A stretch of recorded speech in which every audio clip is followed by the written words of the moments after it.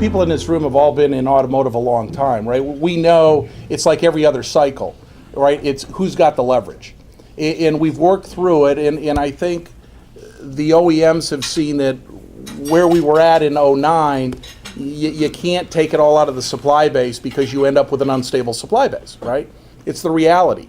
I think what you're seeing now is a focus from the OEMs coming down that says we've got to work better with our supply base, right? We've got to create that cooperation. Everybody's still a little bit, well, prove it to me, right? Because yeah, you get burned enough, you got to get there. But I think you're seeing, and I'm seeing it from all of the OEMs as we see the supply base pushing it down. Everybody's still a little bit, I got to see it a little bit more. But I think the trend is that way. And I think you're seeing within organizations people working more together. Again, start with at the top with the OEMs.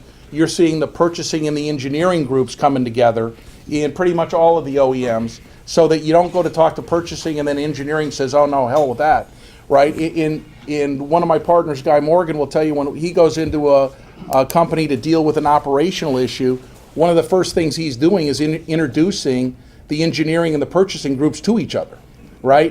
Because they just didn't do that. So I think we're seeing the right message come down. It's going to take a long time to waterfall because everybody's a little bit skittish. But I think we're getting down to that. And to my point of the constituency's got to come together a little bit better than they were. We had too many adversarial positions. You know, the fact of the matter is the supply base has more leverage today, right? We have consolidated down the supply base. We've got fewer suppliers out there, volumes going up. You know, there's suppliers out there that are telling their customers, whether it be a tier 1 or an OE, you know, I'm full, thanks anyhow. Come see me next time you got something. So you've got to create more cooperation, and I think you're seeing that trend.